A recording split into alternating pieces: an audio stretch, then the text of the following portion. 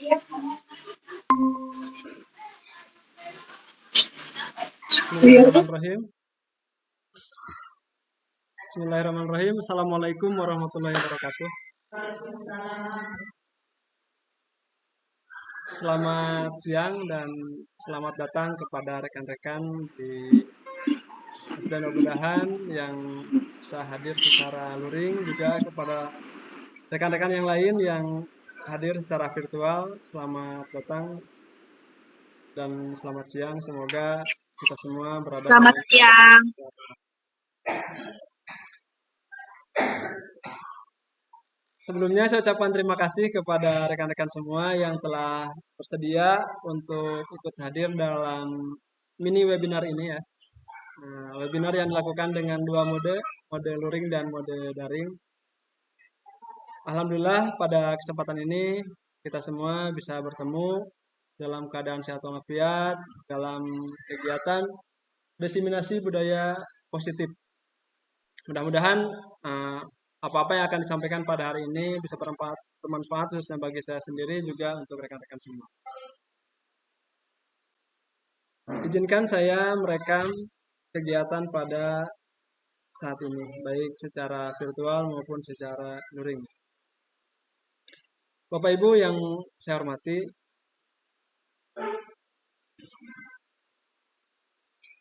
mohon maaf sebelumnya karena saat ini harusnya jam istirahat, tetapi saya mengganggu kegiatan istirahat Bapak Ibu semua. Tiada lain adalah untuk kegiatan berbagi apa yang telah saya peroleh, apa yang telah saya dapatkan, untuk di-share dan dibagi pengalamannya dengan rekan-rekan semua. Dalam kesempatan ini ada beberapa juga yang hadir secara virtual. Terima kasih kehadirannya. Izin saya untuk melakukan share screen.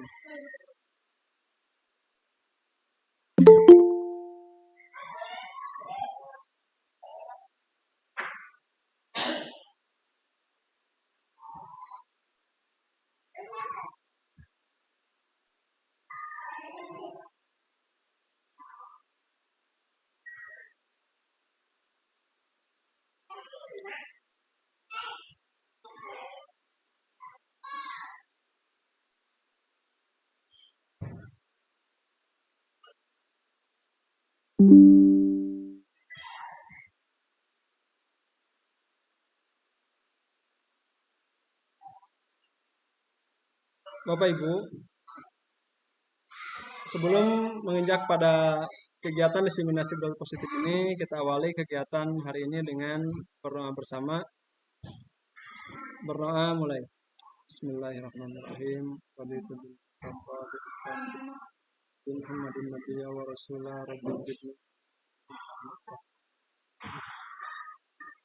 Terima kasih. Semoga Allah SWT memberkati kita semua. Kegiatan diseminasi budaya positif yang saya lakukan ini sebagai pengimbasan dari kegiatan hasil mempelajari dari modul 1.4 kegiatan CGP Angkatan 6 Kabupaten Tasikmalaya.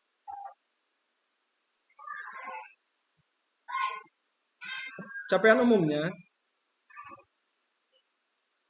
diharapkan kita semua dapat memahami konsep pendidikan menurut Ki Hajar Dewantara, nanti dihubungkan dengan konsep budaya dan lingkungan positif di sekolah yang berpihak pada murid. Kemudian melakukan evaluasi dan refleksi tentang praktik disiplin dalam pendidikan Indonesia secara umum untuk mendapatkan pemahaman baru mengenai konsep disiplin positif untuk menciptakan murid dengan profil pelajar Pancasila. Kemudian yang ketiga, memahami peran sebagai guru untuk membangun budaya positif dengan menerapkan konsep disiplin positif dalam berinteraksi dengan. Selanjutnya, capaian khususnya, salah satunya saya harus dapat mendemonstrasikan pemahaman CGP ini mengenai konsep budaya positif yang di dalamnya terdapat konsep perubahan paradigma, stimulus respon, dan teori kontrol, 3 teori modifikasi perilaku manusia, motivasi internal dan eksternal, kemudian keyakinan kelas, hukuman, dan penghargaan. Kemudian ada 5 kebutuhan dasar manusia, 5 posisi kontrol guru, dan segitiga restitusi. Hal ini sebetulnya nanti penerapannya kita itu tidak hanya di sekolah saja, tapi penerapan ini bisa juga dilakukan di rumah ya, dalam kegiatan sehari-hari. Ada sebuah pertanyaan. Mohon rekan-rekan bersedia untuk menjawabnya.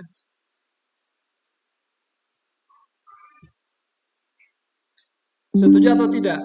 Hukuman dapat mendisiplinkan anak. Tidak. Coba yang lain ada? Silakan dibuka mikrofonnya.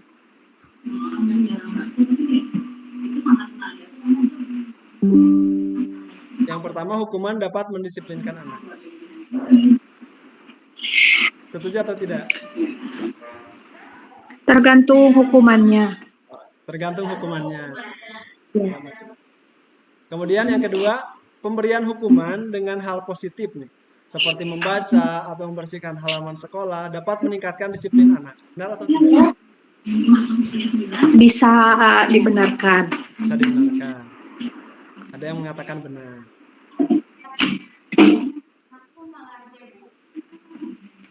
Ada yang menyampaikan ketika dipaksa anak malah menjadi tidak mau baca. Kemudian yang ketiga, memberikan penghargaan dapat meningkatkan motivasi belajar anak. Iya, Oh, yakin. Berarti hal itu positif ya? ya, Lanjutkan. positif. Nah, adapun topik dalam kegiatan hari ini itu ada banyak, tapi nanti kita akan dipercepat saja, ambil yang penting saja. Yang pertama ada disiplin positif dan nilai-nilai kebajikan universal, kemudian ada teori motivasi, hukuman dan penghargaan setelah restitusi, kemudian ada keyakinan kelas, kebutuhan dasar manusia dan dunia berkualitas, ada restitusi 5 posisi kontrol, ada restitusi segitiga restitusi. Kita bahas satu persatu. Yang pertama tentang disiplin positif dan nilai-nilai kebajikan universal. Coba, ini ada sebuah paradigma baru. Kegiatan kepalan tangan. Bapak Ibu bisa kan? Di sampingnya, di samping Bapak Ibu itu ada teman yang lain kan?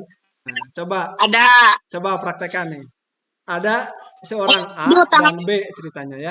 Anda itu sebagai A dan teman yang di sebelahnya sebagai B. Coba sobeklah secari kertas kecil, kemudian tuliskan benda atau sesuatu yang sangat berharga untuk Anda. Letakkan di salah satu tangan Anda dan genggam benda atau sesuatu tersebut dengan segala daya. Buat sebuah kepalan seperti ini, ya, oleh si A tuh. Nah, kemudian teman yang di sebelahnya itu posisinya sebagai si B.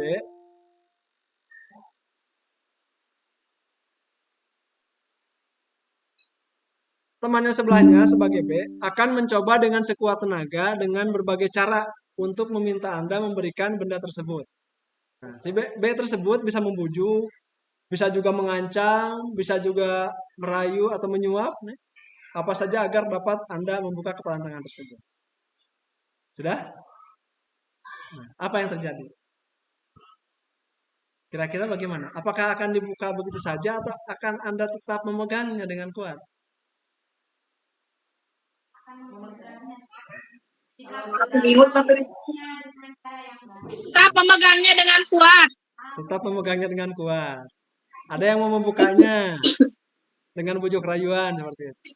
Gak apa-apa, bebas. Kita lanjutkan ya. Perubahan paradigma teori kontrol atau teori pilihan. Ini ilusi kontrol. Kadang kita suka berpikir seperti ini kan. Kita berilusi seperti ini. Ilusi guru itu, guru dapat mengontrol murid. Benar atau tidak? Benar ya? Gak apa-apa, bebas saja. Guru dapat mengontrol murid. Kemudian ilusi yang kedua, bahwa kritik dan membuat orang merasa bersalah dapat menguatkan karakter. Pernah nggak Bapak Ibu membuat siswa itu tidak marah, kita itu tidak marah ketika siswa membuat kesalahan, tapi membuat dia merasa bersalah. Gitu. Kadang pernah kan? Iya. Nah, Iya. Bisa jadi. iya. Apakah kritik dan membuat orang merasa bersalah itu dapat menguatkan karakter? Wah, bukan ke anak temurung seperti itu kan? Kemudian yang ketiga, ilusi bahwa semua penguatan positif efektif dan bermanfaat. Semua boleh, bebas ya. Kemudian ilusi bahwa orang dewasa memiliki hak untuk memaksa. Tidak. Tidak. Tidak. Iya juga. Oh, cicing kumaha lanceuk we, cicing kumaha mah we kadang kan seperti itu. Ikuti. Tidak. Ya, ya. Kita lanjut ya. Kadang memaksa juga ada.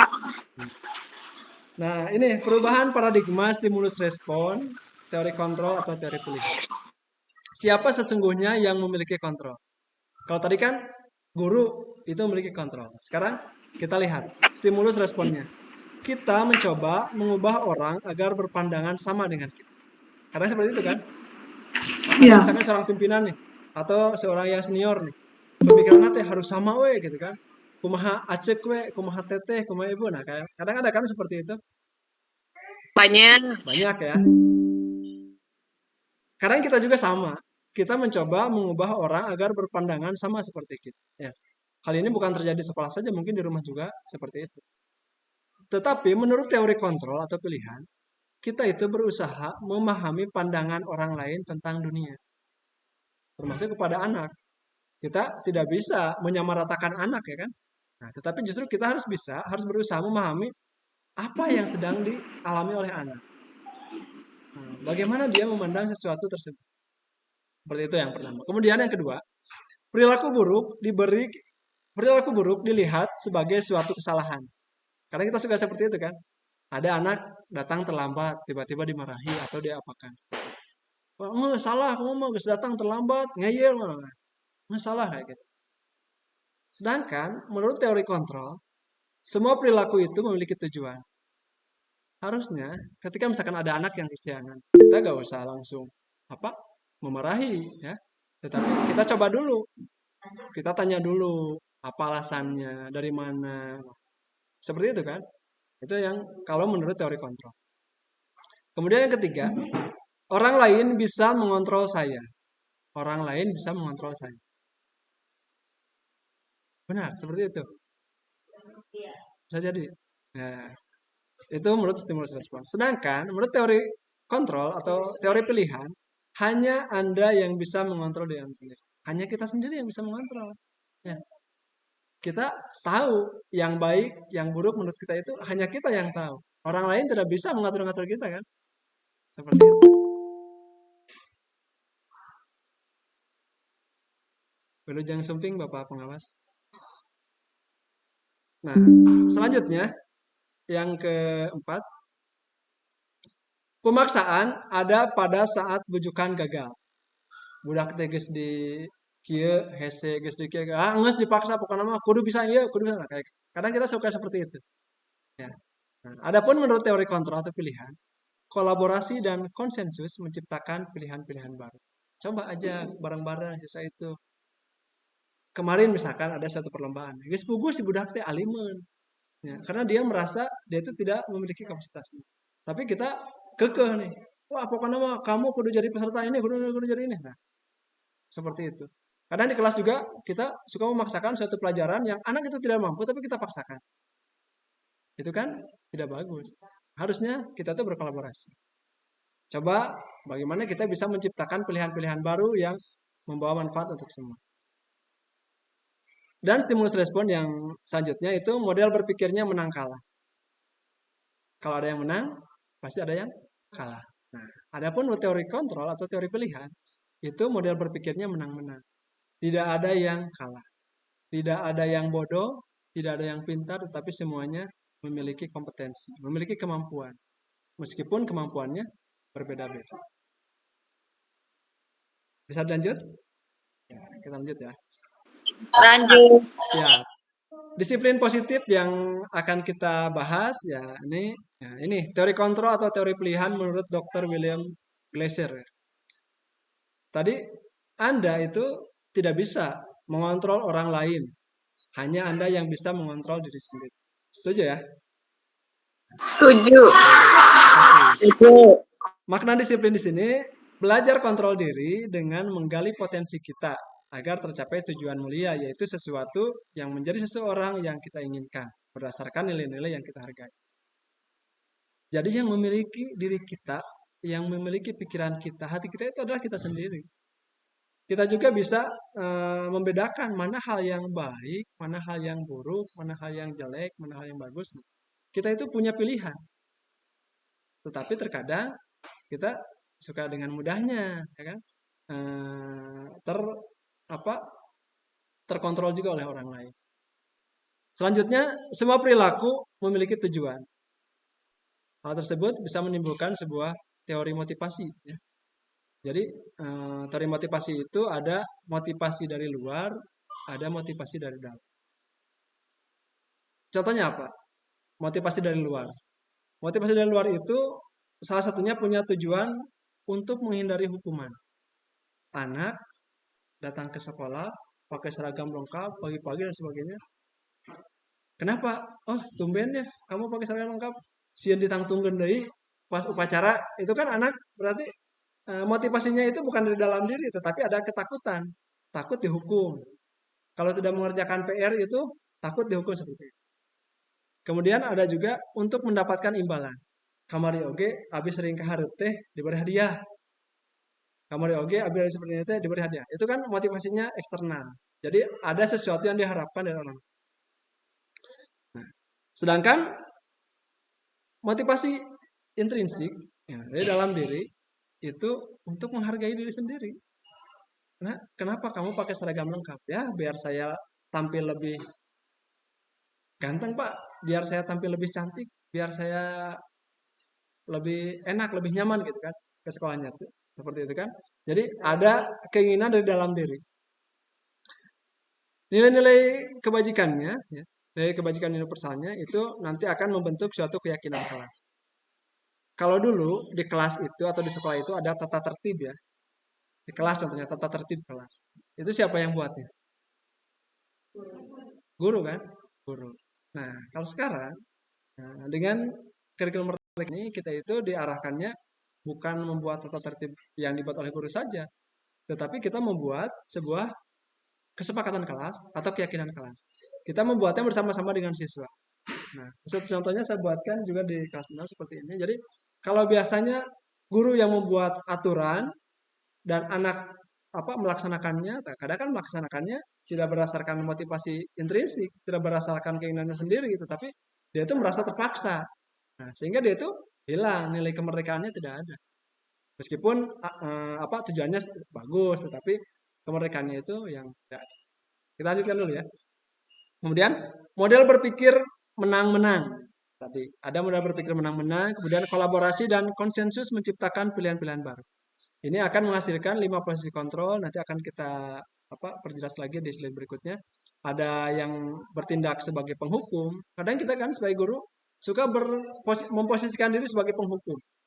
Nah, anak tidak mengerjakan PR, dihukum langsung atau diberikan tugas yang lebih atau disuruh membersihkan WC atau disuruh membereskan perpustakaan, nah itu kan menghukum. Kemudian ada juga kita memposisikan anak itu henteu ngehukum mah, tapi membuat rasa bersalah. Dengan kata-kata kita, kata-katanya mungkin lebih halus ya. Lebih halus tetapi akan membekas pada anak. Anak itu bisa cenderung lebih yang tadinya aktif, dia bisa lebih menurun keaktifan. Itu kan kita sudah menghambat pertumbuhan anak. Ya. Ada juga kita kadang berperilaku sebagai teman. Ya. Tolonglah, bantu bapak lah, bantu ibu lah. Ini nih, ibu itu sekarang mau ada pemeriksaan dari bapak pengawas, bapak kepala sekolah. Tolonglah anak-anak nanti ketika ada pemeriksaan, ya kalian itu duduk yang tertib, jangan bermain kayak gitu. Nah, kita kan memposisikan anak sebagai teman gitu. Nah, kita bekerja sama ya di sini ya. Nah, untuk mensukseskan kelas kita ini gitu kan. Kita memposisikan kita sebagai teman. Nah, ada juga kita memposisikan diri sebagai pemantau. Kita hanya memantau saja. Perilaku anak seperti apa kita. Ada juga sebagai manajer. Posisi manajer ini yang paling bagus. Nanti kita akan bahas. Selanjutnya nanti akan sampai pada segitiga restitusi yang tahapannya menstabilkan identitas, validasi kebutuhan, kemudian menanyakan keyakinan. Realita kebutuhan kita berbeda-beda. Kita itu berusaha memahami pandangan orang lain tentang dunia. Setiap orang memiliki gambaran berbeda. Itu nanti akan dibahas pada kegiatan 5 kebutuhan dasar manusia. Ada apa saja 5 kebutuhan dasar manusia itu? Ada kebutuhan untuk bertahan hidup, untuk penguasaan, kasih sayang dan rasa diterima, kesenangan dan kebebasan. Kita lanjut pada apa makna dari disiplin. Kadang apa sih? Kita mengartikan disiplin. Disiplin itu berasal dari bahasa Latin, disiplina ya, yang artinya belajar. Kalau kita kan biasanya disiplin itu taat aturan, gitu kan? Tidak melanggar aturan. Makna asal dari kata ini berkonotasi dengan disiplin diri dari murid-murid Sokrates dan Plato. Disiplin diri membuat orang menggali potensinya menuju sebuah tujuan apa yang dia hargai. Namun dalam budaya kita, makna kata disiplin telah berubah menjadi sesuatu yang dilakukan seseorang pada orang lain untuk mendapatkan kepatuhan. Kita staf guru patuh pada kepala sekolah, guru anak patuh pada guru. Kadang kita mengartikan disiplin itu seperti itu. Kecenderungan umum adalah menghubungkan kata disiplin dengan ketidaknyamanan, ya? Bukan dengan apa yang kita hargai atau pencapaian suatu tujuan mulia. Karena ketika kita taat pada aturan tersebut,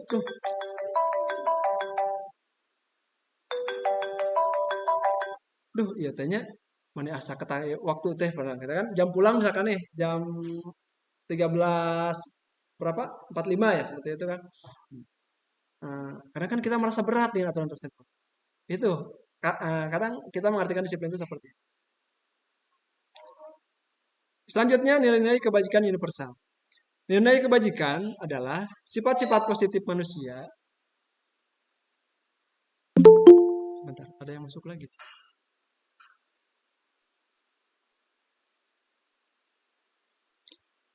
Sifat-sifat positif manusia yang merupakan tujuan mulia yang ingin dicapai setiap individu. Nilai tersebut bersifat universal dan lintas bahasa, suku, bangsa, agama, maupun latar belakang. Setiap perilaku atau perbuatan memiliki satu tujuan. Tadi kan sudah dibahas, ada anak yang terlambat itu coba kita tanya dulu, jangan terburu-buru menghukum, jangan terburu-buru menyalahkan, tapi tanya dulu, apa sih alasannya atau tujuannya, kenapa anak tidak sekolah? Kamu sudah 3 hari tidak sekolah, kayak gitu kan. Nah, mungkin Bapak Ibu pernah melihat ya, ada tayangan video yang seorang anak itu dia beberapa hari datang ke sekolah, hari pertama terlambat, gurunya marah. Hari kedua terlambat lagi, gurunya marah lagi. Sampai dia itu gak mau mengajar jika anak tersebut tidak hadir atau datang terlambat lagi. Sampai hari ketiganya dia tidak hadir. Kelas tersebut tidak belajar sama sekali. Gurunya marah. Dan keesokan harinya dia baru datang ke sekolah lagi. Datangnya dengan sangat pagi-pagi sekali. Tidak terlambat seperti 3 hari sebelumnya. Sampai-sampai gurunya heran. Tumben nih, kamu gak datang terlambat seperti itu. Akhirnya, anak tersebut menjelaskan alasan mengapa dia terlambat pada hari pertama, yaitu karena dia harus merawat orang tuanya, mengantar orang tuanya ke rumah sakit. Kemudian pada hari kedua, dia juga datang terlambat, karena dia harus ke rumah sakit dulu, merawat orang tuanya, baru dia datang ke sekolah. Dan pada hari ketiganya, dia tidak datang sama sekali ke sekolah, karena orang tuanya meninggal. Akhirnya, guru tersebut menyesal dengan perbuatannya di hari-hari yang sebelumnya, dan dia mengubah cara pandangnya terhadap praktik tersebut. Seperti itu ya. Kemudian dengan mengaitkan nilai kebajikan yang diyakini seorang, maka motivasi intrinsik akan terbangun. Sehingga menggerakkan motivasi dari dalam untuk dapat mencapai tujuan mulia yang diinginkan. Sebetulnya dengan adanya motivasi ekstrinsik seperti tadi juga, lama-kelamaan itu bisa akan berubah juga kan. Anak yang tadinya merasa terpaksa, lama-lama dia akan terbiasa. Sehingga apa yang dilakukannya itu berasal dari keinginan dalam diri sendiri. Nilai kebajikan yang ingin dicapai oleh setiap anak Indonesia ini kita kenal dengan profil pelajar Pancasila. Ada berapa profil pelajar Pancasila? Ada berapa? Ada 6 ya. Ini kan ada ini. Yang pertama beriman bertakwa kepada Tuhan Yang Maha Esa dan berakhlak mulia. Kemudian yang kedua mandiri. Selanjutnya yang ketiga bernalar kritis. Kemudian berkebinekaan global, bergotong royong dan kreatif. Kalau dulu itu ada pendidikan karakter, kalau sekarang karakternya itu menjadi ini profil pelajar Pancasila. Ini yang harus menjadikan pijakan kita dalam melaksanakan pendidikan di kurikulum Merdeka yang sekarang sedang mulai dirintis ya dan selanjutnya. Nah, selanjutnya materi yang kedua yaitu tentang teori motivasi hukuman dan penghargaan restitusi. Teori motivasi perilaku manusia. Untuk menghindari ketidaknyamanan atau hukuman, apa yang akan terjadi apabila saya tidak melakukannya? Itu merupakan motivasi dari luar. Ya. Apa yang akan terjadi apabila saya tidak melakukan hal tersebut? Tujuannya itu untuk menghindari ketidaknyamanan atau hukuman. Seperti tadi ya. Anak-anak ke sekolah, pakai seragam lengkap, biar tidak dihukum. Tapi bukan merasakan dari keinginan sendiri, tapi punya alasan dia tidak dihukum. Itu kan masih perlu ditingkatkan. Kemudian ada juga untuk mendapatkan imbalan dari orang lain atau institusi. Apa yang akan saya dapatkan apabila saya melakukannya? Apa ya yang akan saya lakukan, yang akan saya dapatkan jika saya mengikuti kegiatan ini, kegiatan-kegiatannya? Itu kan berarti ada motivasi di luar juga, bukan keinginan dari dalam. Wah, karena abing ringan itu mah kita merenang diberi transfernya, diberi diburuhan lah kayak gitu kan. Itu berarti ada hal-hal lain gitu kan, di lain selain dari keinginan untuk mengembangkan diri nah seperti itu. Kemudian nah, ini yang paling bagusnya. Untuk menghargai diri sendiri. Saya akan menjadi orang yang seperti apa bila saya melakukannya. Jadi itu kan tidak ada dorongan dari luar, tapi itu flow ya, dari dalam diri sendiri. Ini tujuan disiplin positif. Selanjutnya ada kata merdeka ya. Sekarang kita kan sedang merdeka belajar, merdeka mengajar. Merdeka itu apa? Merdeka menurut Gajah Dewantara itu artinya tidak hanya terlepas dari perintah. Jadi merdeka itu terlepas dari perintah. Tapi sebetulnya bukan hanya itu. Akan tetapi juga cakap untuk memerintah diri sendiri. Jadi bukan hanya terbebas dari perintah orang lain, tetapi kita juga bisa memerintah diri kita sendiri. Diri kita kan jangan mau diperintah oleh orang lain lah. Nah, usahakan sekarang itu kita itu kesadaran di dalam diri. Itu yang dibangun. Biar lebih enak kan. Kita menaati aturan tertib itu bukan karena ingin dipuji, ingin dapat tunjangan, ingin apa-apa, tapi justru karena memang itu kewajiban kita. Seperti itu. Itu ya salah satunya. Kemudian ada juga nih, tadi kan pernah di pertanyaan pemantik dengan memberikan penghargaan. Apakah itu baik? Nah, ini ada penjelasannya. Dihukum oleh penghargaan. Nah, kadang anak nih, siapa yang bisa mengerjakan ke depan? Nah, dikasih permen, dikasih coklat. Nah, tadi kan ada yang menyatakan itu baik, itu bagus untuk motivasi. Kadang, nah, ternyata kalau lama kelamaan itu sama aja dengan dihukum dengan penghargaan ya. Nah, iya. Bahwa penghargaan berlaku sama dengan hukuman. Kamari oge abi kepayun teh dipasihan permen, dipasihan artos 5.000 misalnya.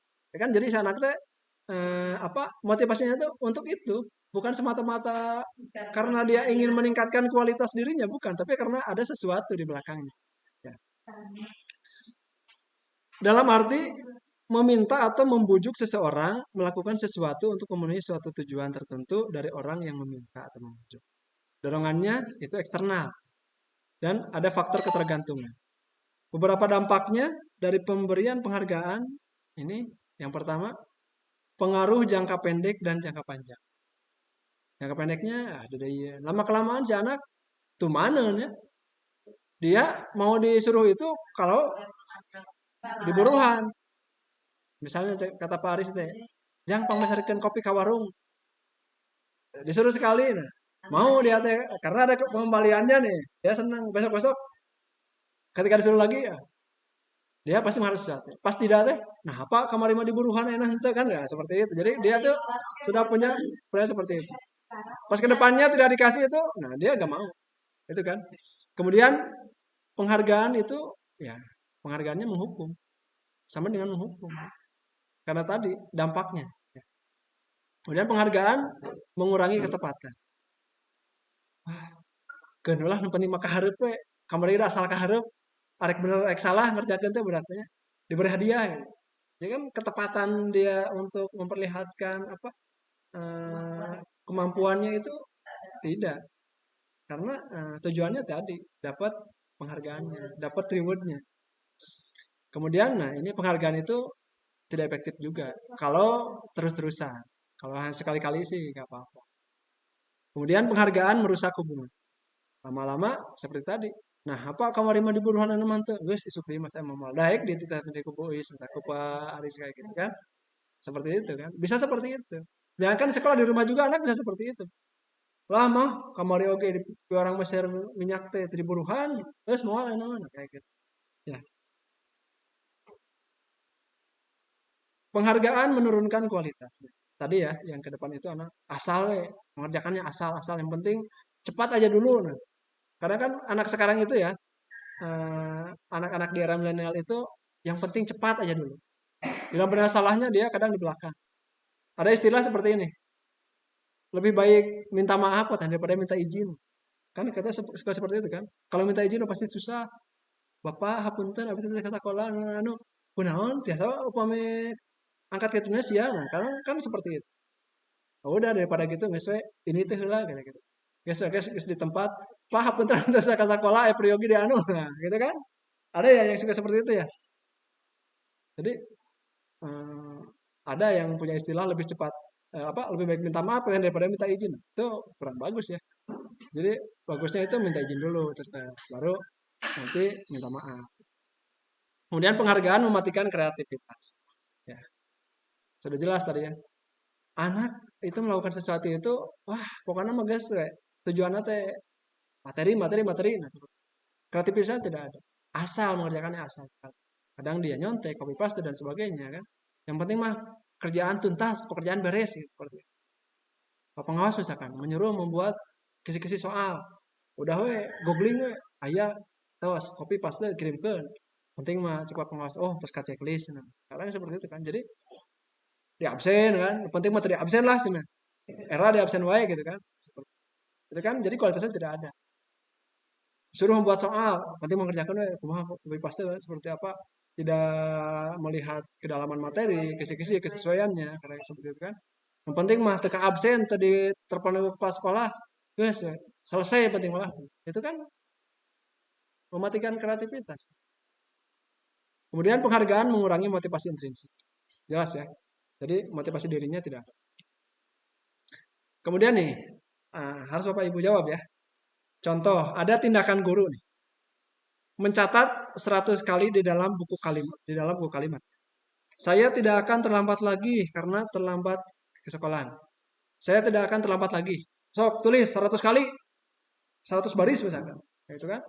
Dulu waktu saya SD itu kelas 1, guru itu nulis 10 jajar, 20 jajar, guru kemana kayak gitu kan. Nah itu. Ini juga ada anak terlambat misalkan. Udah, kamu biar tidak terulang lagi, kamu tahu kan kata-katanya? Saya tidak akan terlambat lagi. Tulis sok 100 kali. Itu menurut Bapak Ibu hukuman atau konsekuensi? Hukuman atau konsekuensi?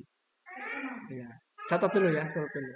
Nanti kita akan samakan. Kemudian yang kedua, lari mengelilingi lapang basket atau lari mengelilingi lapang 2 kali karena terlambat hadir di sekolah. Jam 8 baru datang, pas sedang pembelajaran olahraga misalnya. Yang lain sudah mengikuti materi ini, wah kamu terlambat. Udah, muter dulu 2 putaran. Nah, itu masuk pada kriteria hukuman atau konsekuensi. Nah, nggak apa-apa.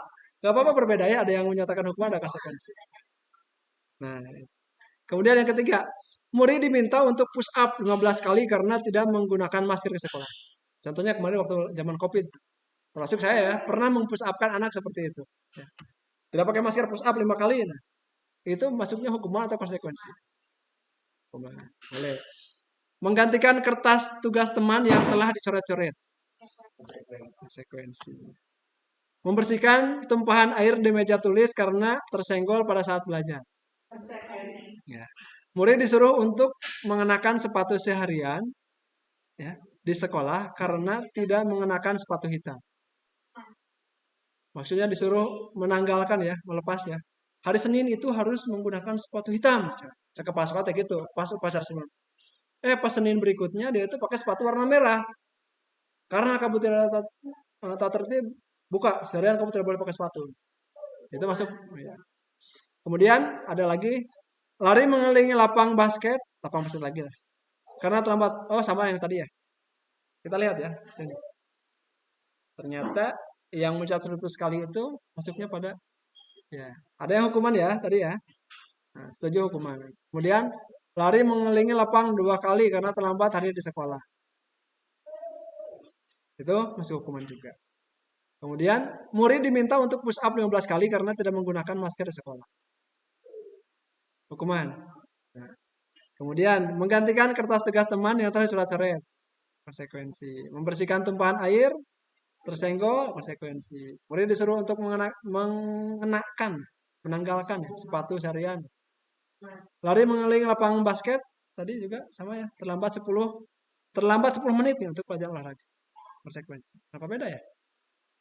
Nanti kita bahas ya. Atau silakan jadikan pertanyaan nanti. Ini perbedaannya. Perbedaan hukuman dan konsekuensi. Hukuman itu adalah sesuatu yang menyakitkan untuk terjadi. Kadang si anak itu kalau dihukum itu dia merasa membekas loh. Jangan salah loh. Ya. Kita juga mungkin pernah merasa oleh guru kita, baik itu guru SD, SMP, SMA dan sebagainya. Kita pernah dihukum dan teringat sampai sekarang. Ya, ada kan? Yang mengingat seperti itu. Sedangkan konsekuensi itu sesuatu yang harus terjadi. Nanti ada berdasarkan kesepakatan. Kemudian hukuman juga membuat anak sakit baik fisik maupun hati untuk jangka waktu yang lama. Ya, yang tadi disampaikan. Nang tili udah maka guru eta teh. Baheula pernah di baledoku bola basket misalkan. Atau pernah disuruh push up atau pernah disuruh teuleum nah, kayak gitu kan. Hati-hati ya, kita sebagai guru itu jangan sampai nanti anak lulus dari sekolah kita dia punya dendam. Hindari seperti itu. Sedangkan konsekuensi itu membuat anak merasa tidak nyaman dalam jangka waktu yang pendek. Karena tadi yang menyenggol itu kan, apa untuk kesenggol air di meja dilap. Dia itu merasa bahwa itu terjadi karena perilakunya. Dia tanggung jawab. Kemudian anak membenci kedisiplinan.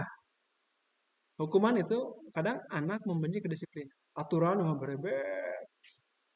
Kadang anak itu banyak yang aturan itu dibuat untuk dilanggar. Seperti itu. Semakin banyak aturan, semakin banyak yang melanggar. Kan? Karena pada kenyataannya banyak anak yang tidak suka dengan aturan-aturan yang dibuat oleh hanya guru saja. Tetapi makanya tadi dibuat kesepakatan kelas. Adapun konsekuensi, anak menghargai disiplin. Konsekuensinya anak harus menghargai disiplin.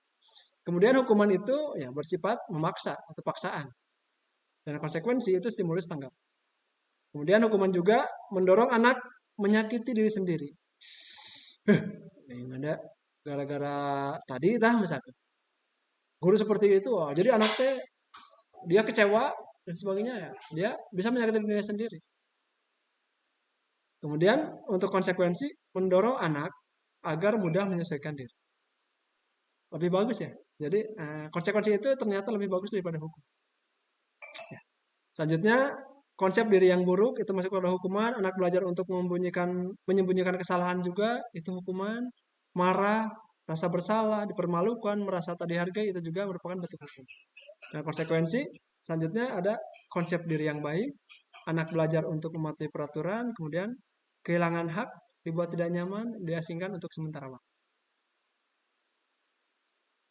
Terbaca nggak? Nah, ada lagi ini.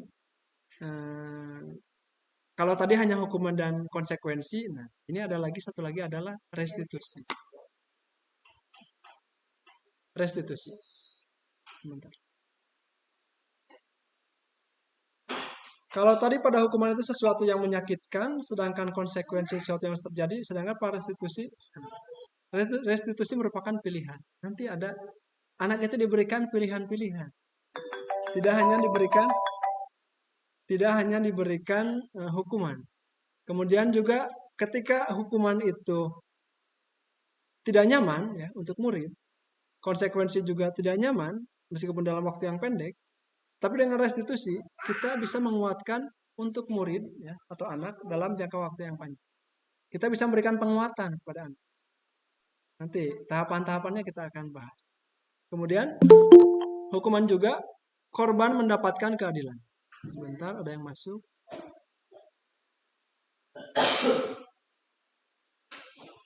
Korban mendapatkan keadilan. Konsekuensi korban bisa diabaikan. Karena ada tekunan naon iyalah. Kunaon jang? Oh, gebis Pak. Oh, ini tekunan geus. Itu kan udah bongan ada lompatan atuh. Mun lompatan mau labu nah. Ya kan? Seperti itu konsekuensinya. Kemudian dengan restitusi korban mendapatkan ganti. Tadi ada yang disobek kertasnya punya temannya. Ya udah. Caranya itu ganti saja. Jadi si anak tersebut akan mendapatkan ganti. Nah, murid atau anak akan tersakiti itu dengan hukuman. Dengan konsekuensi murid atau anak akan dibuat tidak nyaman. Atau tadi merasa bersalah itu kan. Ya. Sedangkan dengan restitusi murid atau anak mendapatkan penguatan. Jadi jangan dibuat tersakiti, tidak juga dibuat merasa tidak nyaman, tetapi justru diberikan penguatan.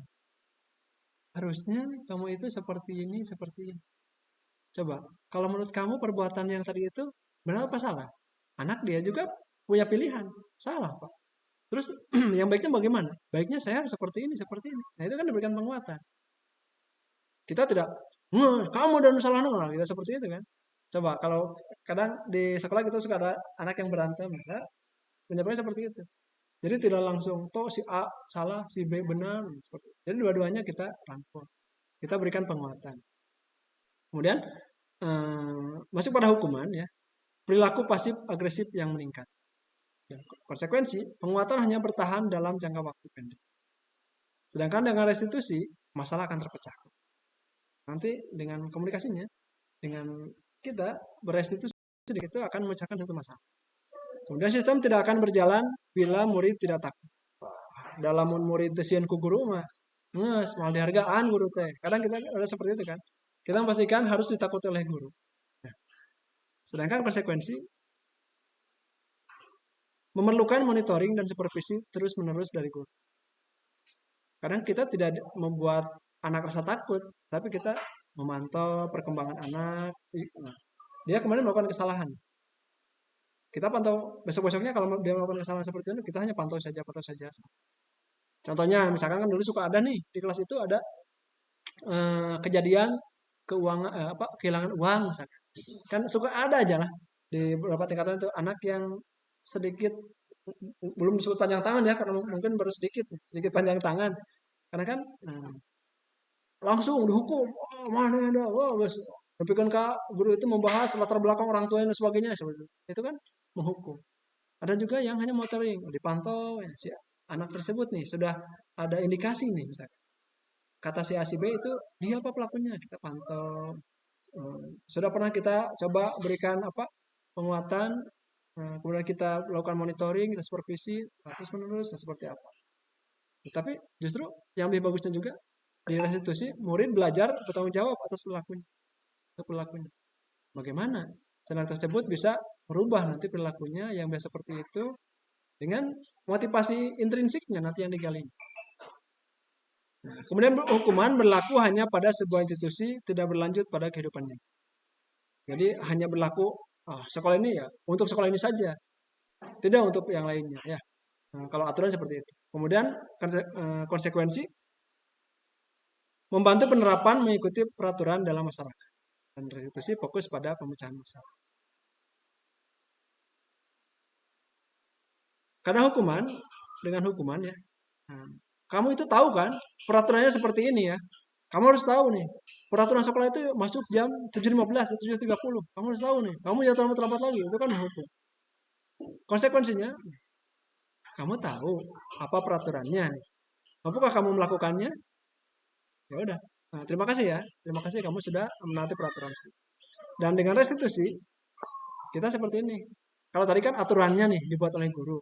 Nah, dengan restitusi, kita itu membuat keyakinan kelas atau keyakinan sekolah.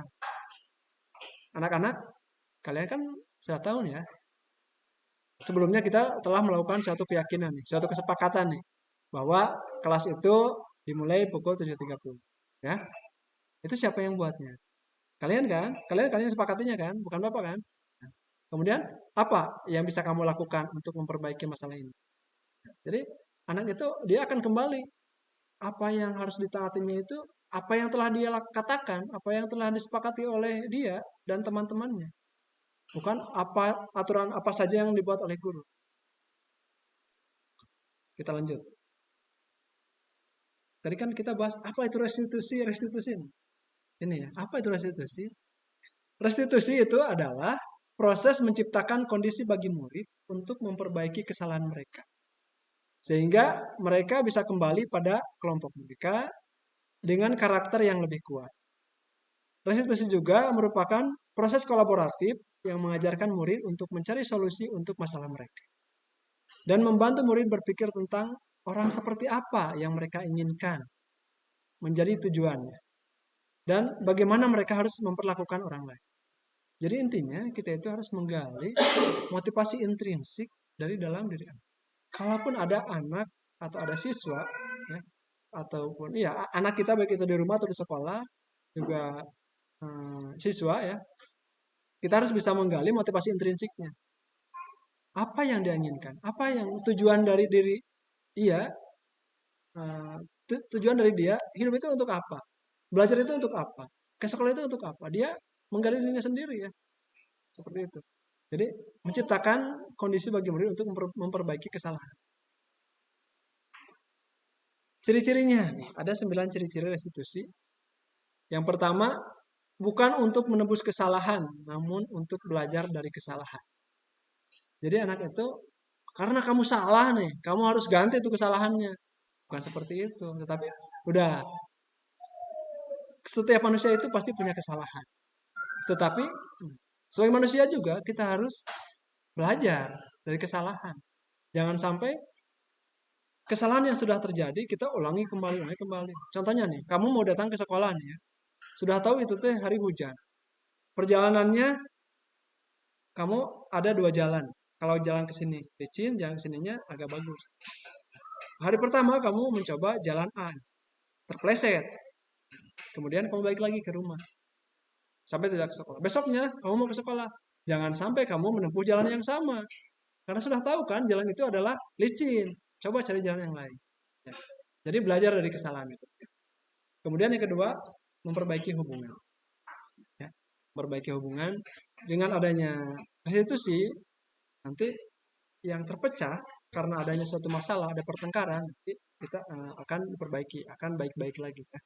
Kita usahakan ada teman yang berselisih, yang berantem, kayak baut-bautan, kita coba. Ya. Kita coba dengan melakukan restitusi, nanti akan memperbaiki hubungannya. Akan kembali bagus lagi, dan kembali pada kelompoknya lagi. Kemudian, restitusi juga merupakan tawaran, bukan paksaan. Kita menyampaikan dengan kata-kata. Jadi, nanti kita akan bermain kata-kata dengan anak. Ya. Pertanyaan-pertanyaan untuk menggali motivasi intrinsik. Kita tidak ada istilah memaksa nanti. Memaksa untuk taat aturan ini, aturan ini. Bukan. Tapi justru kita menggali kesepakatan apa yang telah dibuat kita sebelum. Sehingga anak menyadarinya sendiri. Kemudian, restitusi menuntun untuk melihat ke dalam diri. Restitusi mencari kebutuhan dasar yang mendasari tindakan. Restitusi diri adalah cara yang paling baik. Restitusi fokus pada karakter bukan tindakan. Restitusi fokus pada solusi dan mengembalikan murid yang berbuat salah pada kelompok. Selanjutnya keyakinan kelas. Mengapa keyakinan kelas ya?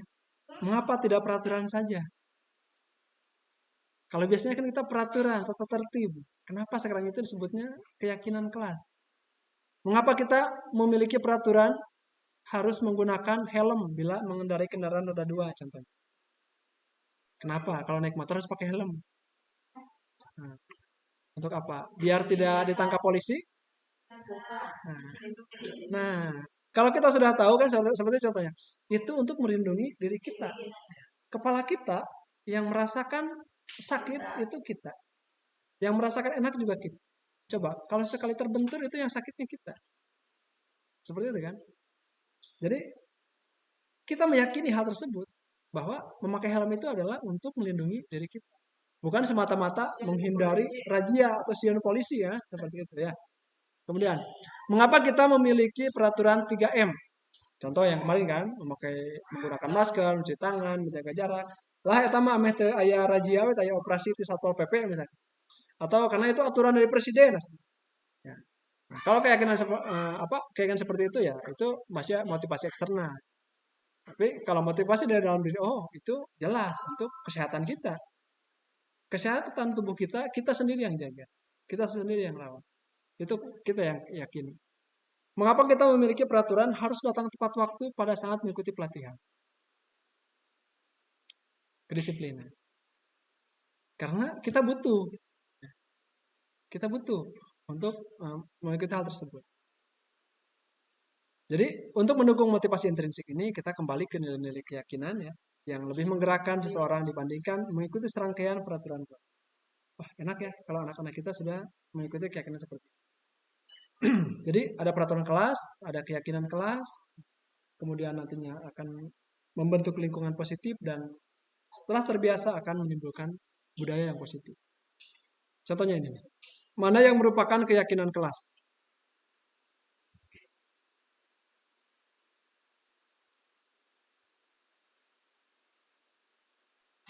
Ada kesempatan kelas nih, datang tepat waktu, mengucapkan salam, menjaga kebersihan sekolah, berdoa sebelum dan sesudah kegiatan, aktif dalam pembelajaran.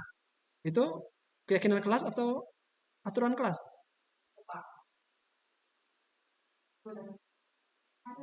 Aturan ya, tata tertib ya.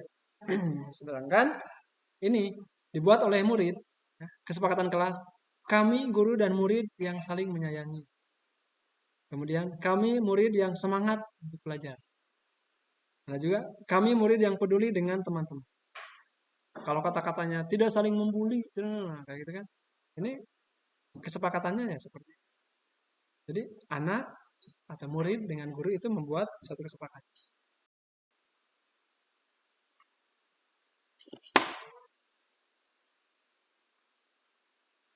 Kita percepat saja ininya. Ini ada lagi nih. Contoh, peraturan kelas. Selalu kembalikan buku ke tempatnya. Kira-kira keyakinan kelasnya seperti apa? Boleh dibuka mikrofonnya?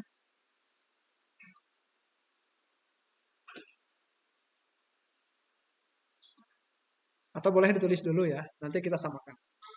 Kemudian, dilarang mengganggu orang lain. Itu peraturannya. Harus menghargai. Tulis dulu ya. Kemudian, hadir di sekolah 15 menit sebelum pembelajaran dimulai.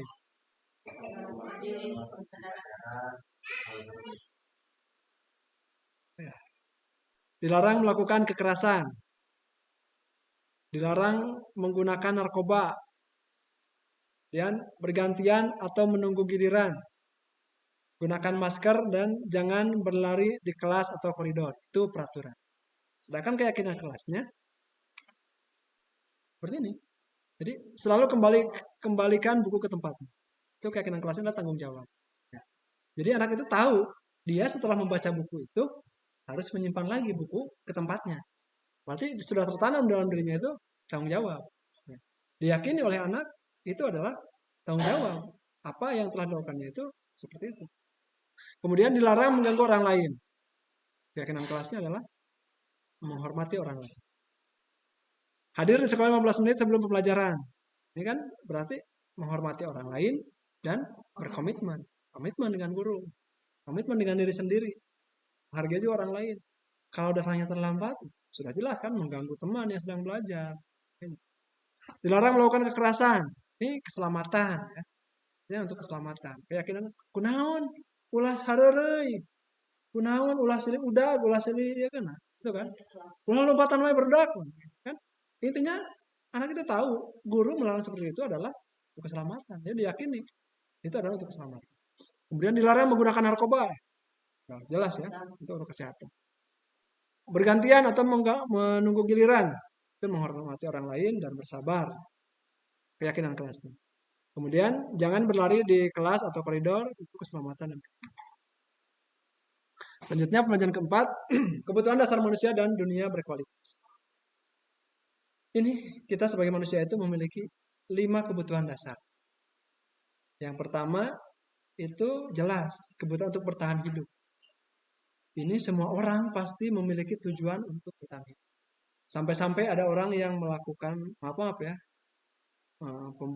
perbuatan tercela lah, begitu mencuri ataupun bekerja sebagai apa itu kan, begitu PSK atau sebagainya, itu kan mereka semata-mata untuk bertahan hidup.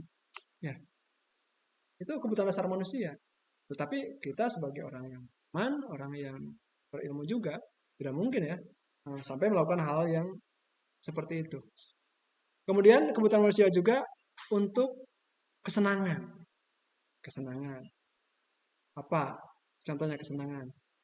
Jalan-jalan, shopping mungkin ya, seperti itu ya. Ataupun ya seperti kemarin kan ada hiburan juga. Kan untuk mendapatkan kesenangan.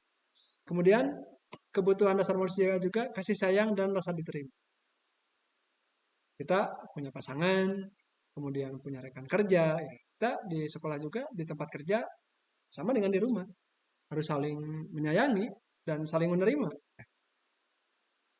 Coba kalau misalkan antara pimpinan dengan bawahan, kepala sekolah dengan guru itu tidak ada rasa kasih sayang, kemudian saling tidak menerima, saya mah tersep dah ke guru eta teh. Geus we moal di bawuhan atau sebaliknya. Seperti itu kan. Nah, itu kan tidak akan kondusif seperti itu. Tidak akan kondusif seperti itu ya. Jadi itu perlu ya kebutuhan dasar manusia. Kemudian juga penguasaan.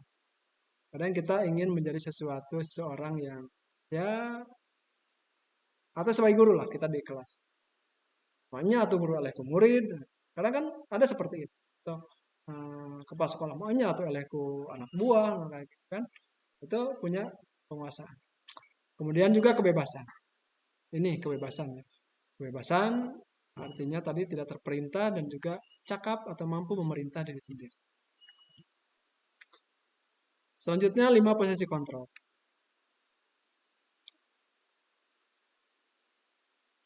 5 posisi kontrol ada sebagai penghukum nanti, ada pembuat orang merasa bersalah, dan sebagai teman, pemantau, dan manajer. Motivasinya ini ada yang contohnya nih, guru berbuat. Oh iya, kita lihat dulu atasnya ada identitas gagal nih. Ya. Identitas nanti yang akan mengarah pada kegagalan, mungkin seperti itu ya. Kontrol dari luar. Yang kita memposisikan diri sebagai penghukum atau pembuat orang merasa bersalah. Itu diidentitaskan sebagai gagal. Ya. Adapun yang identitas berhasil atau sukses itu ada 2 ya. Kita sebagai teman dan juga sebagai pemantau. Dan identitas berhasil atau sukses juga kontrol diri ya. Kita sebagai manajer. Lanjut. Motivasi guru berbuat contohnya nih. Sebagai penghukum. Menghardik, menunjuk-nunjuk, menyakiti atau menyindir. Kamu ya sudah melakukan kesalahan berkali-kali. Pantas kan? Nanti istilah teh curug mata benceliknya kan. Wah, pantas tutunjuk atau kepala sekolah. Ibu teh wah seperti itu. Ibu teh terhadir, ibu teh nah itu kan udah berbekas tuh. Mungkin nantinya dendam juga kan. Seperti itu.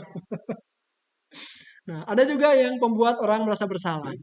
Ya, bisa dengan cara berceramah dan menguatkan. Ini loh Bu, seharusnya ibu itu kalau ke sekolah itu gini ke sekolah. Atau Bapak Ibu ke anak. Nah, kamu itu seharusnya ya kalau ke sekolah itu sebenarnya ini. Ibu kecewa loh dengan kamu. Kamu setiap kali diberikan tugas kok tidak dikerjakan lagi. Apa sih maunya kamu? Nah, itu kan jadi anak digiring untuk merasa bersalah. Ya Bu, saya salah Bu. Oh, udah iya, tahu ibu juga kamu salah. Terus mau bagaimana ya gitu kan? Seperti itu. Ada juga yang memposisikan sebagai teman. Membuatkan alasan-alasan untuk murid. Nah, tadi kan saya contoh. Tolonglah ya, kita sama-sama nih. Kita kompakan nih kelas. Kelas ini merupakan kelas kita bersama nih. Bagaimana caranya? ya. Nah, kita membuat suasana kelas ini menjadi kondusif seperti itu kan. Nah, kita mengajak anak itu sebagai teman. Kemudian juga kita juga sebagai pemantau, menghitung dan mengukur.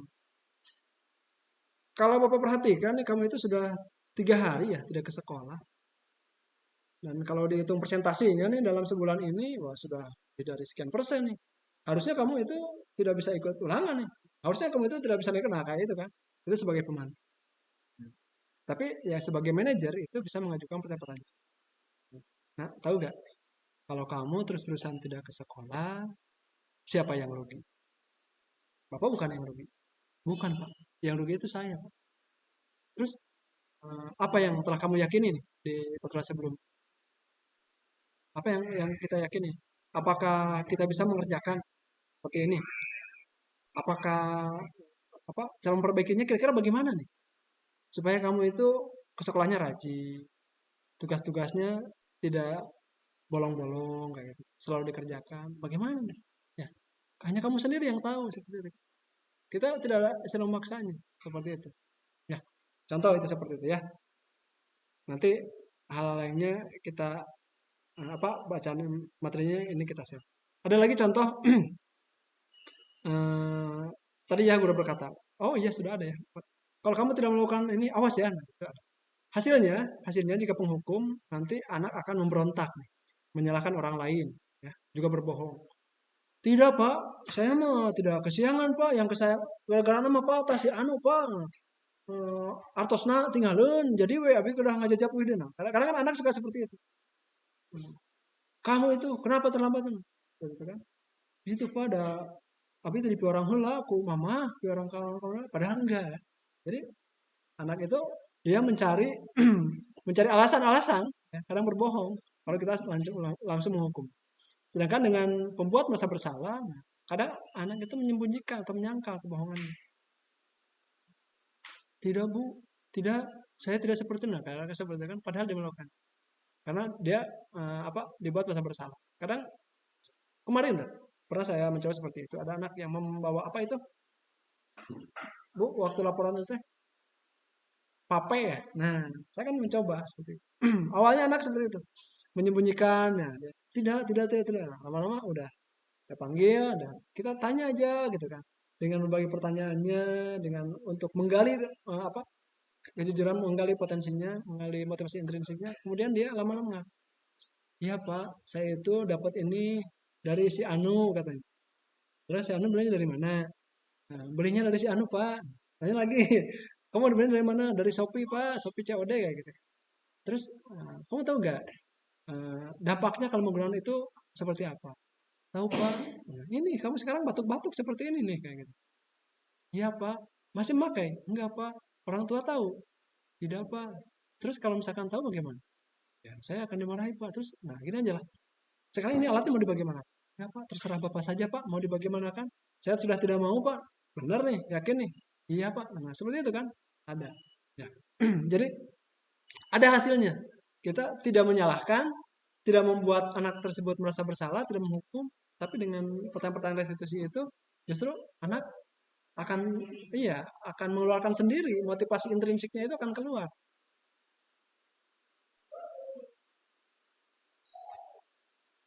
Nah, lanjut ya tugasnya nih. Ada lagi pertanyaan-pertanyaan. Saya kecewa sekali dengan kamu.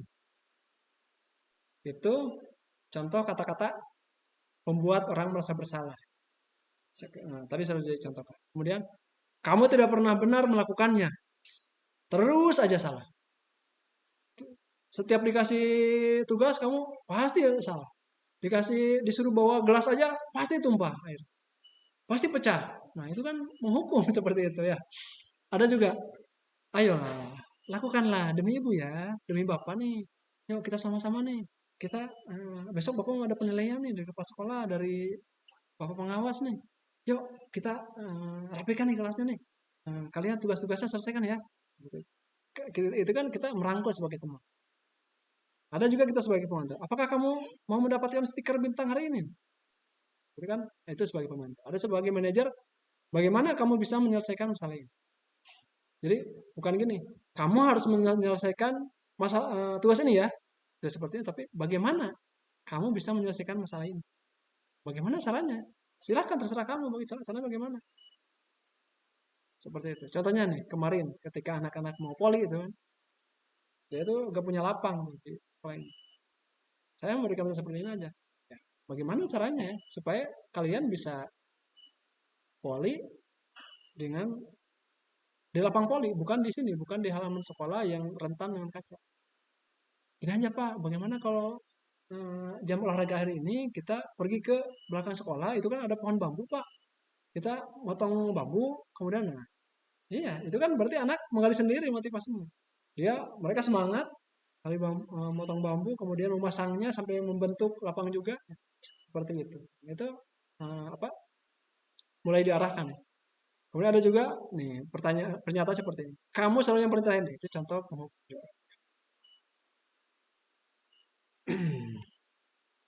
Ini ada yang terakhir adalah segitiga restitusi. Segitiga restitusi ini yang harus kita coba kembangkan, diawali dengan kegiatan menstabilkan identitas. Kemudian validasi kebutuhan dan menanyakan keyakinan. Contohnya nih, kemarin di kelas 6 ini ada sedang kegiatan SPDP, ditugaskan membuat batik ya.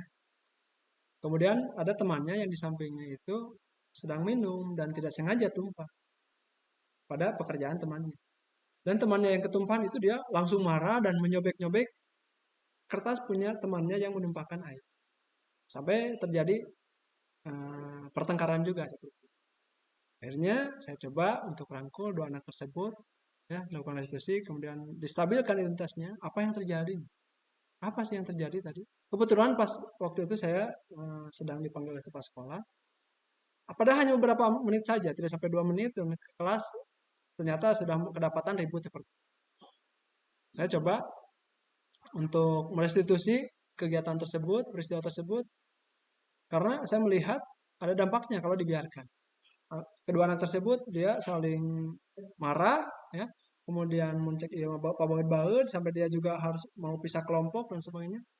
Saya coba stabil identitasnya. Kenapa bisa terjadi seperti itu? Kenapa kertas si Alia ini bisa disobek? Dan Winnie ini dia menyampaikan alasan seperti ini. Teruslah sampai pada validasi kebutuhan. Apa nih kebutuhan yang dibutuhkan oleh kalian? Tujuan kalian ini maunya seperti apa? Dan sehingga akhirnya bisa menghasilkan nilai-nilai yang disepakati. Nilai-nilai yang sebelumnya sudah disepakati, dia menggali kembali sampai dia tahu ya saya itu ingin jadi orang seperti ini Pak, seperti itu. Akhirnya dia bisa berteman kembali dan baikan lagi. Itu salah satu contoh. Ini tahap pertamanya menstabilkan identitas, yaitu guru berkata berbuat salah itu hal yang manusiawi. Jadi ketika anak berbuat salah ya kita awalnya dengan seperti itu. Udah tenang ya. Manusiawi lah, manusia atau wajar saja lah manusia berbuat salah itu kan. Manusiawi. Kemudian tidak ada manusia yang sempurna kok. Bapak ibu juga pernah membuat salah. Jadi anak itu dia di cooling down dulu ya. Dibawa tenang dulu. Kita pasti bisa menyelesaikan permasalahan ini. Kemudian bapak ibu juga atau kita bertanya kepada anak, saya tidak tertarik loh dengan siapa yang salah, siapa yang benar ya. Siapa yang menjadi penyebab masalah ini sebetulnya nggak perlu loh. Ya. Bapak itu nggak peduli siapa yang itu. Yang penting kita nanti akan menggalinya. Jadi kita tidak ada menyalahkan salah satu orang, tidak ada menyalahkan salah satu pihak, tapi justru kita akan merangkul dua-duanya. Kalau kamu terus-terusan menyalahkan dirimu sendiri ya, kamu akan seperti ini. Apa kamu bersikap baik pada dirimu sendiri? Karena kan ada anak itu yang suka merasa dirinya paling benar. Kita akan merangkulnya. Jadi supaya anak itu tidak berlaku seperti itu saja. Kemudian validasi kebutuhan. Membantu murid mengenal basic atau need kebutuhan dasar yang ingin dipenuhinya ketika melakukan suatu kesalahan. Pada dasarnya setiap tindakan manusia itu tujuannya adalah memenuhi basic atau need, apakah itu power, freedom, love, belonging, fun, atau survival. Tadi ya 5 kebutuhan dasar. Guru berkata, kamu bisa saja kan melakukan hal yang lebih buruk daripada ini, tapi kamu tidak melakukan. Saya juga menilai seperti itu. Win, kamu itu bisa juga kan menjamah ke Alia itu? Iya Pak, kenapa kamu tidak melakukan? Enggak tuh Pak, dia itu teman saya. Nah kan seperti itu. Saya juga hanya menyobek ini saja karena yang rusak punya saya juga hanya kertas saja. Saya tidak melakukan seperti itu. Kita cuma mencoba seperti itu. Padahal kamu itu kan bisa menampar Alia tadi. Kamu bisa kan menjamah ramanya seperti itu. Iya Pak. Kemudian kamu pasti punya alasan mengapa melakukan. Iya Pak. Alasannya kenapa saya merobek kertas itu karena dia sendiri yang menumpahin air ke kertas saya Pak seperti itu. Nah, kemudian apa yang penting bagi kamu? Terus keuntungan bagi kamu apa menyobek kertas punya teman kamu? Gak ada Pak. Ya, gak ada. Sebetulnya gitu kan. Hanya meluap emosi saja. Terus kita tanya lagi, kamu boleh tetap berusaha menjaga sikap itu, tapi tambahkan sikap yang lain yang baru. Kamu boleh saja nih, nah, apa mempertahankan ini Pak karena kan kertas saya tadi sudah sobek tuh kena air apa rusak kena air. Saya balas saja menyobeknya. Terus tadi kan pertanyaannya apa yang pentingnya bagi kamu? Apa keuntungan bagi kamu? Gak ada. Pak. Saya mah mempertahankan ini aja Pak. Ini kan kertas saya juga sudah sobek ya. Saya harus lawan lagi. Nah, saya menjawab seperti ini. Bagus. Kamu sudah punya pendirian seperti itu bagus ya. Mempertahankan apa yang kamu miliki itu bagus. Tetapi alangkah lebih bagusnya lagi ya. Jika kamu itu bisa meningkatkan lagi ya. Di samping kamu punya kekuatan, punya keinginan pertahankan apa yang kamu miliki, kamu juga harus bisa menghargai orang lain. Tidak seperti itu juga. Kalau sama seperti itu ya berarti sama-sama saja ya. Dia salah, kamu juga salah. Maukah kamu belajar cara lain untuk mendapatkan yang kamu butuhkan tanpa harus memukul, tanpa harus merobek? Ya, apa? Bisa ya? Bisa. Apa kamu bisa melakukan kegiatan melakukannya dengan lebih baik lagi besok? Bisa. Kemudian menanyakan keyakinannya. Anak melihat kesalahannya dihubungkan dengan norma sosial dan nilai-nilai yang mendasari manusia berinteraksi dengan orang lain. Guru berkata, apa nilai yang kita percaya di kelas atau sekolah kita? Nilai universal apa yang telah kita sepakati? Kelas kelas yang ideal seperti apa sih yang kamu inginkan, yang kita inginkan? Kamu ingin jadi anak seperti apa? Apa yang kamu rasakan? Ketika kamu melakukan itu, kamu jadi orang seperti apa? Jadi kita menggali dan keinginan dari dalam dirinya, bukan atas dasar dari luar, atas dasar paksaan dari luar. Jadi dengan adanya restitusi ini, kita bisa melihat kesalahan oleh anak itu dihubungkan dengan norma sosial. Ada juga intervensi 30 detik nih. Kita bisa menyampaikan pertanyaan ya. Intervensi ini bisa membantu murid kembali ke tujuan semula. Dengan cukup singkat dan dengan cara non-konfrontatif. Pertanyaan-pertanyaannya yang diajukan biasanya dikemukakan oleh seorang pemantau atau manajer. Karena posisi kita itu tadi bukan penghukum, bukan pembuat kesalahan ya, pemberi kesalahan gitu ya, pembuat rasa bersalah maksudnya. Juga bukan hanya sebagai pemantau saja, tidak hanya sebagai teman saja, tapi lebih pada manajer. Contohnya seperti ini. Apakah kamu ingin berbuat lebih baik? Gitu kan? Jadi kita menanyakan, nanya karena raga katinan. Apakah saat ini kamu sedang menjadi orang yang sedang kamu inginkan? Dengan kamu bolos sekolah, dengan kamu coret-coretnya, seperti itu. Misalkan kan ada anak yang bandel seperti itu. Apakah saat ini kamu sedang menjadi orang yang sedang kamu inginkan? Kamu itu kan datang ke sekolah untuk apa? Gitu. Apakah kamu bisa mengubah kegiatan perilaku kamu saat ini menjadi sikap lebih membantu lagi? Kemudian, apakah wajar membuat kesalahan? Bisakah kita memperbaikinya? Apa yang kamu lakukan saat ini itu sesuai? Jadi, kapan kamu siap untuk memulai? Peraturannya apa? Sepertinya kamu punya masalah ya. Saya bisa bantu apa? Ketika kita melihat ada anak yang murung atau kadang kan ada ya di kelas ini juga ada salah satu atau dua anak yang suka diam. Saya selalu mendekatinya. Ada masalah apa? Yuk kita ngobrol. Yuk kita bicara seperti itu. Saat ini kamu seharusnya berbuat. Apakah yang bisa saya bantu agar kamu bisa melakukannya? Ketika anak tidak bisa itu, jangan dipaksa. Tapi kita coba, ajak kolaborasi. Barangkali dia itu membutuhkan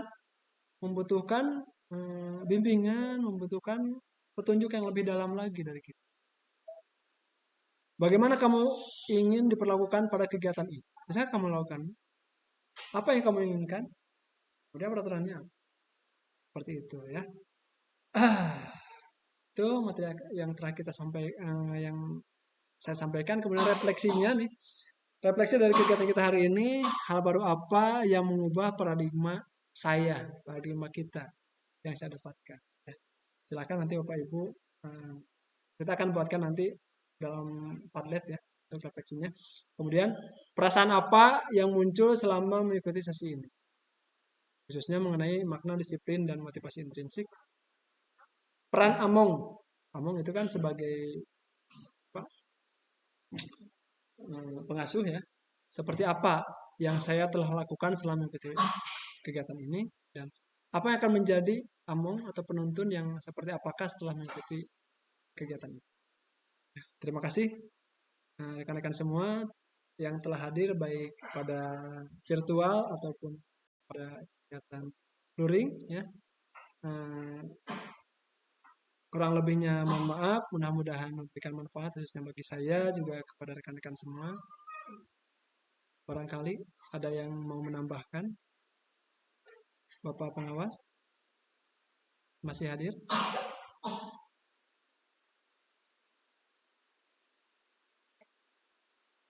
Untuk presensinya belum ya? Absen? Bentar, saya share dulu.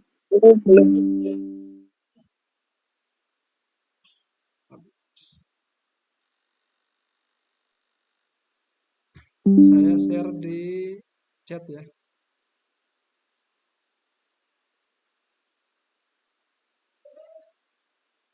Silahkan, ada yang mau menambahkan atau ada yang tidak setuju dengan yang disampaikan tadi?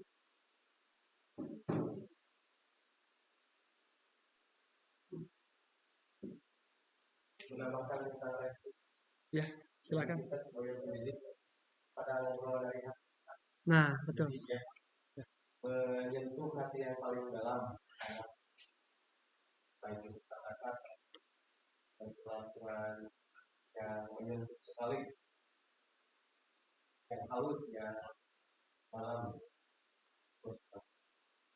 Barusan ada tambahan dari Pak Aris ya.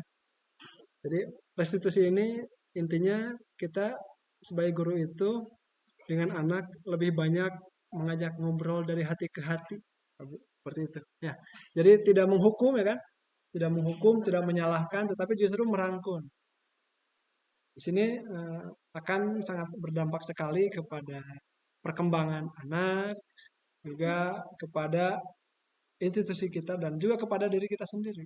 Dan restitusi ini tidak hanya bisa dilakukan di sekolah saja, tetapi di rumah juga sama. Kita punya anak, ya. Kemudian juga ibu-ibu suami, para suami juga punya istri. Nah, ketika ada masalah itu ya kita berlakukan seperti itu. Ya, seperti itu. Silahkan Ibu Noneng, dibuka dulu mic-nya Bu, masih di unmute Bu, masih di mute.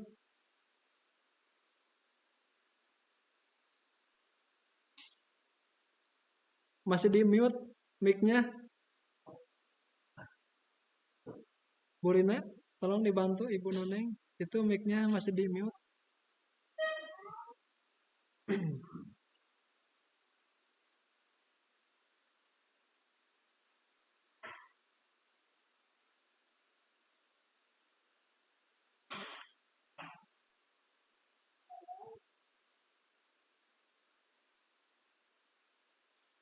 Ya, ada lagi yang mau menambahkan?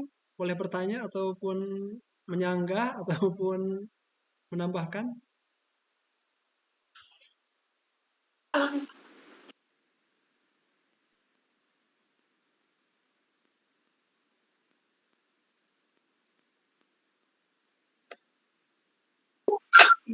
Bu Rina kan ada bertanya?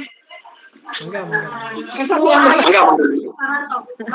Mau bertanya apa? Atas saya Ibu. Atas.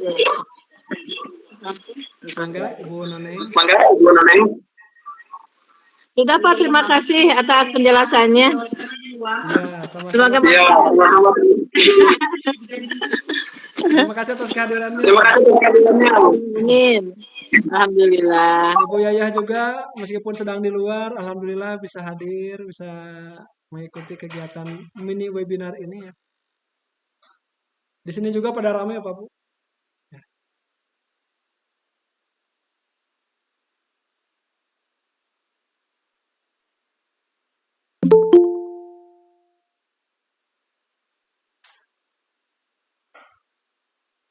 Silahkan. Nah, Pak Aris juga masuk dual, luring dan daring. Bu Yosi, ada yang mau ditambahkan? Kemudian Ibu Melani, Ibu Sri Puspitasari, Ibu Rohamah, Ibu Cucun, Ibu Tianti. Sudah tidak bisa.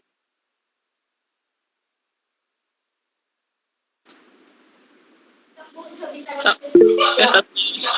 Silakan Bu Yosi. Baik, bismillahirrahmanirrahim. Assalamualaikum warahmatullahi wabarakatuh. Waalaikumsalam warahmatullahi wabarakatuh. Penjelasan dari Pak Yaya tadi sudah sangat jelas dan memang sangat real ya dengan kehidupan di sekolah kita. Seperti itu. Sangat nyata, sangat sesuai dengan kehidupan kita di sekolah mengajar itu seperti apa. Paparannya juga sangat jelas, sangat baik. Mungkin saya bukan ingin menambahkan, tapi ingin memberikan jempol kepada Pak Yaya. Sudah baik pemaparannya, Pak. Selamat. Iya. Terima kasih atas jempolnya, Bu. Sama-sama. Bagus, Bapak. Semangat, Pak Yaya. Semangat, semangat. Baik, terima kasih. Wassalamualaikum warahmatullahi wabarakatuh. Waalaikumsalam warahmatullahi wabarakatuh. Ibu Wiwi, mangga Ibu Wiwi terus kalau buat.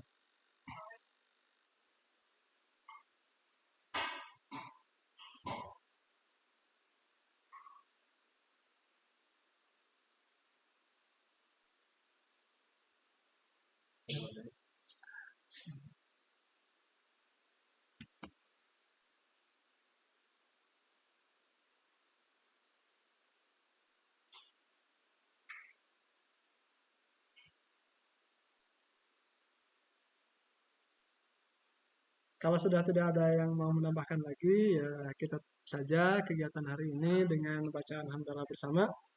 Alhamdulillahirabbil. Assalamualaikum warahmatullahi wabarakatuh. Waalaikumsalam warahmatullahi wabarakatuh. Foto dulu, Bu. Ya, boleh. Siap. Tolong nyalakan itunya, kameranya. Kameranya. Atas, Ibu. Belum ya? Masih ada yang belum menyalakan kameranya ya? Nah, Seadanya aja lah. 1, 2, 3.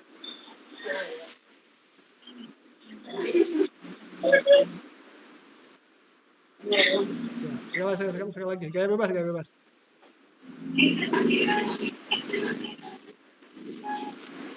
Satu, dua. Sip. Atur nuhun. Semangat Pak Yaya. Semangat, semangat. Sangat bagus Pak Yaya, menginspirasi. Bu, nggak sadar sih, Bu. Transfer uang duduk.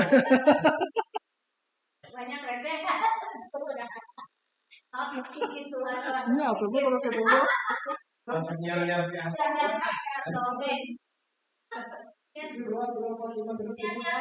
Karena jadi kami ayam.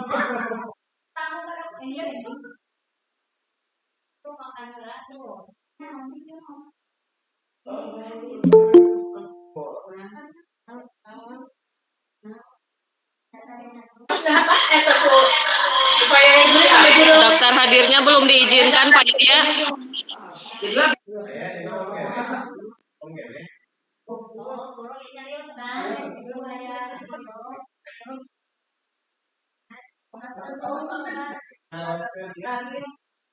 Daftar hadir.